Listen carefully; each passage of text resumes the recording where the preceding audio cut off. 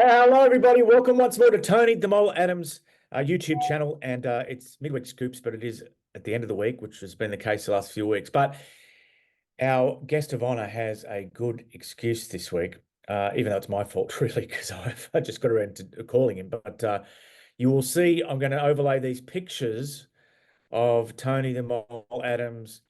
It appears to be in hospital on a drip in Bali, and he comes to us from his sickbed. Tony, what happened? Yeah, Barley Belly, Steve. It sounds like a bit of a joke, but let me tell you, there's nothing funny about it. It's my first bout of it. I've been here about 3, 4 times, and I don't think I'll be coming back after this. I think I had a dodgy chicken satay the other day, and yeah, it hasn't been pleasant. Let's put it that way. Was it something you got on the street, or was it in a restaurant? Or... A little bit of both. It was like a street restaurant at a mall, outdoor mall. So probably a lesson learned. Yeah. And you've had to delay your return to Oz? Yeah, I was going to fly back with my missus tonight. We're going in a couple of days, so hopefully by then I've been on a drip, and hopefully the fluids will be in me, and I'll stop leaking through both ends without giving too much away. Well, I don't think there's much left to give away. I'm up here in Manchester covering the Samoa England series for NRL.com. And had a chat to John Bateman yesterday. I can put a link to that story in the show notes. But we are here to promote Tony's columns on the on 9.com.au, and the links for that are also in the show notes.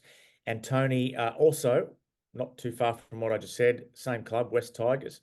Lockie Galvin, there's a club sponsor, wants them to sign him to a long-term contract.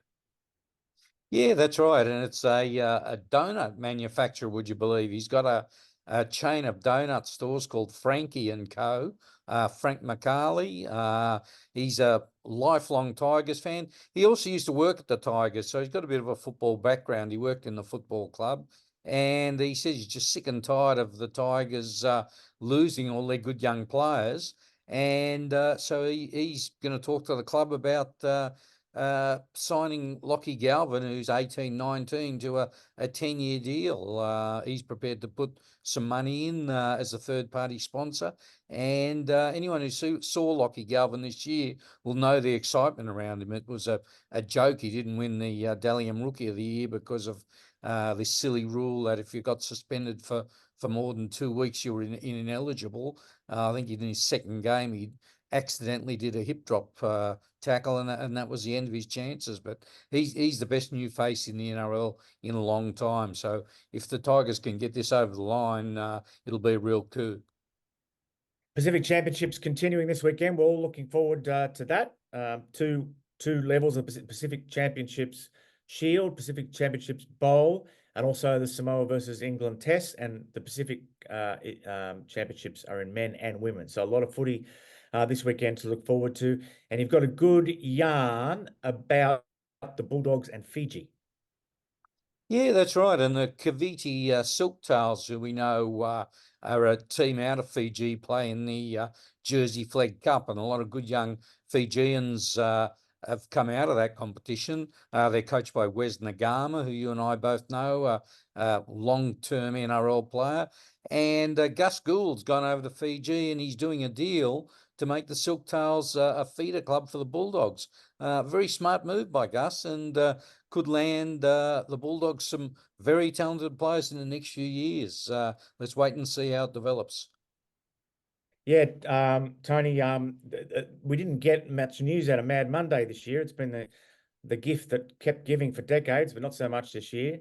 But you have stumbled across a little bit of intrigue where the playmaker at a certain NRL club boycotted the celebrations because he doesn't get on with the captain.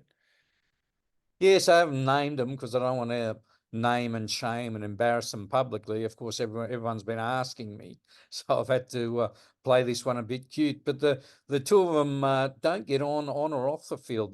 The problem on the field is that they both want the football, and that obviously is translated off the field into a little bit of ill feeling, and it's something the coach is going to have to really get his head around over the summer, and I guess make a decision which one of the two has the call and which one gets the football. So it'll be interesting. Maybe if you watch some of these teams next year, you might be able to work out who it is.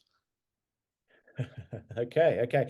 And finally, Tony, as is tradition here at your YouTube channel, we throw up a name that the viewers may not be otherwise familiar with, and this week it's Tyler Mabry. Tell us who Tyler Mabry is.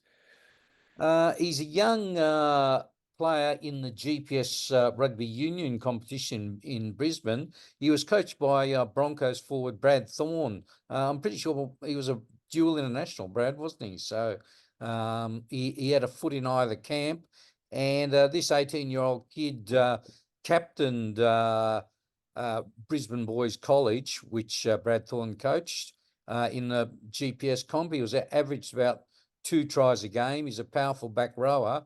A few leagues clubs were interested in him, but he's got a South African family, and we all know how the South Africans love their rugby. And would you believe he's joined the famous Randwick Rugby Union Club in Sydney, the Galloping Greens. So a good chance for him to make a name for himself there.